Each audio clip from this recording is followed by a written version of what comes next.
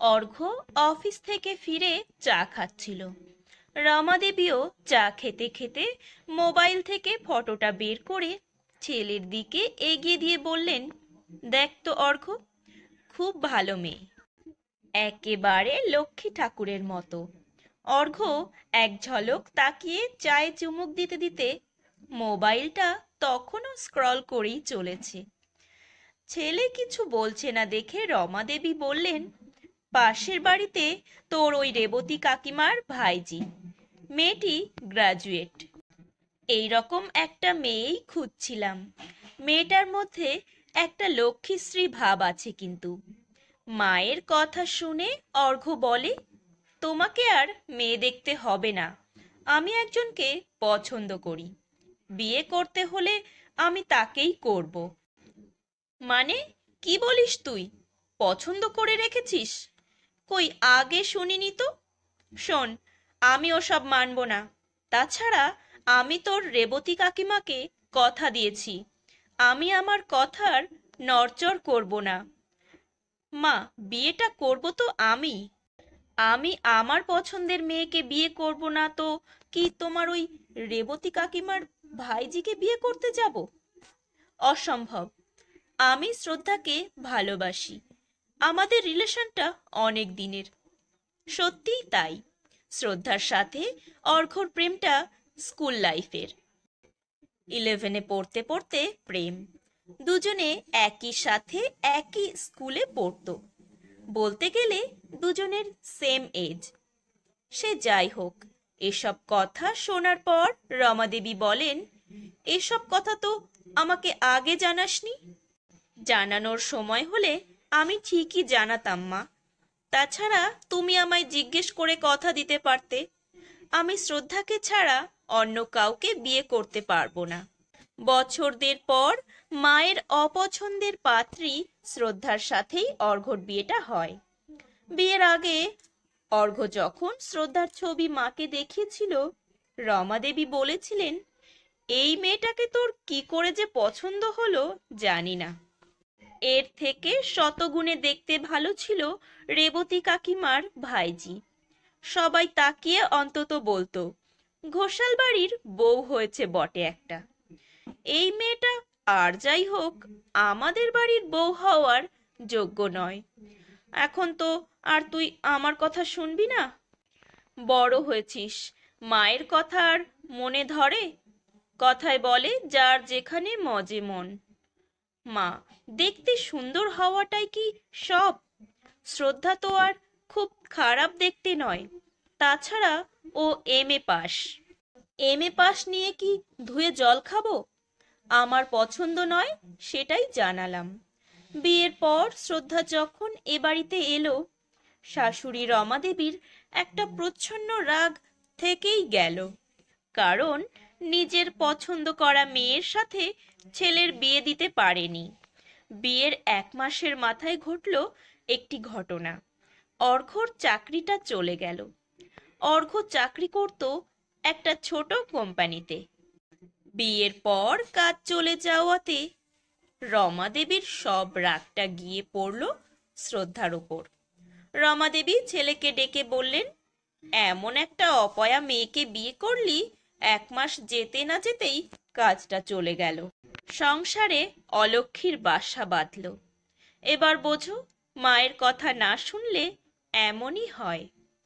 এমন কথা শুনে রমাদেবীর স্বামী রজতবাবু বলেন, তোমার ছেলের কাজটা চলে যাওয়ার জন্য বৌমার দোষটা কোথায়?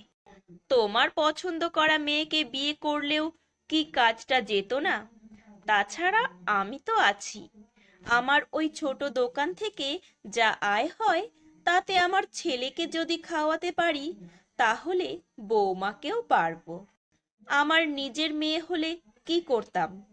তাই কাউকে দোষারোপ করো না। এমন কথা শুনে শ্রদ্ধা আর নিজেকে ঠিক রাখতে পারে না। অজান্তেই চোখ ভিজে যায়। নতুন জীবনের শুরুতে এমন একটা ঘটনা ঘটল, যেটা শ্রদ্ধার কাছে খুবই কষ্টের। অর্ঘ্য শ্রদ্ধাকে বলে, এতে তো তোমার দোষ নেই, তাই তুমি খারাপ ভেবো না। আমি একটা কাজ ঠিক দেখে নেব। একটা কাজ পাওয়া কি এতটা সহজ? সবকিছু আমার জন্য হলো। ওসব কথা একদম বলো না। কিছু তো একটা করতেই হবে। তুমি চিন্তা করো না অত, আমার ওপর ভরসা রেখো। অর্ঘ্যর কাজ চলে যাওয়াটাই যেন সব থেকে বড় অশান্তির কারণ হয়ে দাঁড়ালো সংসারে। রমাদেবী প্রায়ই একটা কথা শুনিয়ে শুনিয়ে বলেন, একটা সামান্য দোকান থেকে ইনকামের টাকায় এতগুলো লোক বসে বসে খাচ্ছে, কারোর কোনো চিন্তা নেই। বাড়িতে অলক্ষ্মীর বাসা, তা না হলে এরকম হবে কেন? এমন কথাটা শ্রদ্ধার বুকে তীর বেঁধার মতো সজোরে এসে বিঁধল। শ্রদ্ধার সত্যি খারাপ লাগে। প্রতিদিনই শুনতে হয় অলক্ষ্মী। অর্ঘ্য বুঝতে পারে শ্রদ্ধার কষ্টটা, তাই অর্ঘ্য ঠিক করে সে পাড়ায় পাড়ায় সবজি বিক্রি করবে। অর্ঘ্যর মায়ের আপত্তি থাকলেও অর্ঘ্যর বাবা বলেন, কোনো কাজ তো ছোট নয়, ঘরে বসে না থেকে সবজি বিক্রি করতেই পারে। রমাদেবী বলে, আমাদের বাড়ির ছেলে সবজি বিক্রি করবে? এ বুদ্ধি ওই অলক্ষ্মী দিয়েছে। আমি চাই না আমার ছেলে সবজি বিক্রি করুক। তখন যদি আমার কথা শুনে রেবতীদির দাদার মেয়েকে বিয়ে করত, নিশ্চয়ই এই সময়ে তারা পাশে এসে দাঁড়াতো। আর এমন একটা বাড়িতে ছেলে বিয়ে করলো, কোনো প্রত্যাশাই করা যাবে না। শ্রদ্ধাদের বাড়ির অবস্থা ভালো নয়। বাবার ছোটখাটো একটা ব্যবসা, সেখান থেকে শ্রদ্ধা আর শ্রদ্ধার ভাইকে মানুষ করা। ভাই সবে ইঞ্জিনিয়ারিং কমপ্লিট করে বাড়িতে বসে আছে।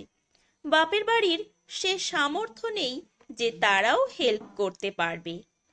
তবে অর্ঘ্য মায়ের কথায় কান না দিয়ে সবজি বিক্রি করতেই শুরু করে। সত্যি কথা বলতে শ্রদ্ধার মানসিক অবস্থা একদম ভালো নেই। মনের কথাটা কিভাবে যে কাকে বোঝাবে নিজেও ভেবে পায় না। শ্রদ্ধা সবসময়ই পাশে পেয়েছে অর্ঘ্যকে। অর্ঘ্যর মতো ছেলে সত্যি হয় না। রজতবাবুও সব সময়েই শ্রদ্ধাকে সাপোর্ট করে গেছে। দুজন মানুষকে কাছে পেয়েছে বলেই শ্রদ্ধা মনের জোর পেয়েছে, নতুন ভাবনায় বাঁচতে পেরেছে।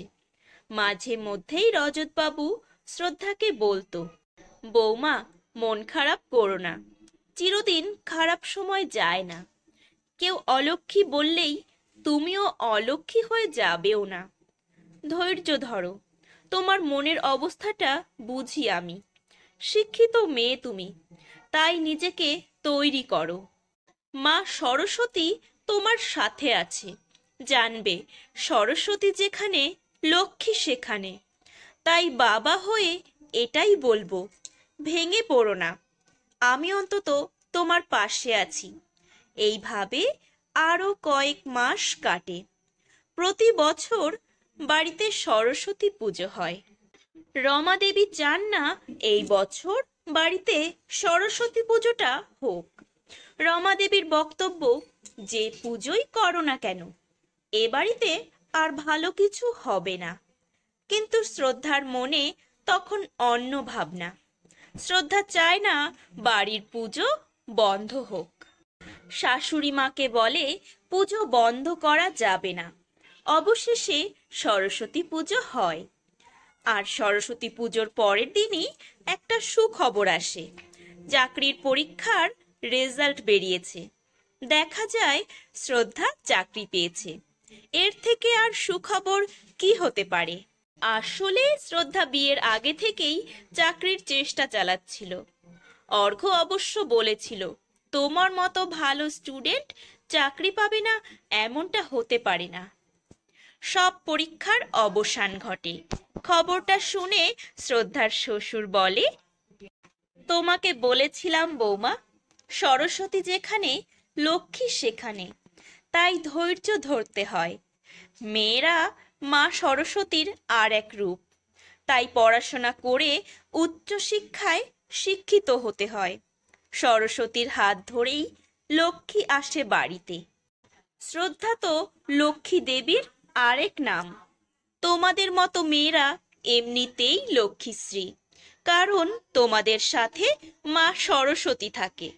শ্রদ্ধা এখন চাকরি করে, সংসারে এখন শ্রী ফিরে গেছে। কিছুদিন আগের অলক্ষ্মী অপয়া মেয়েটাই এখন বাড়ির লক্ষ্মী।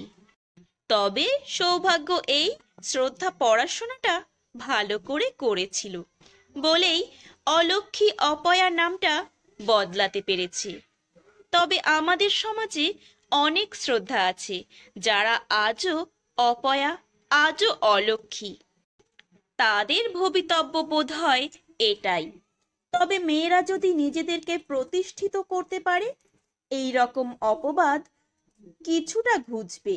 তা না হলে অপয়া অলক্ষ্মী হয়ে থেকে যেতে হবে চিরকাল।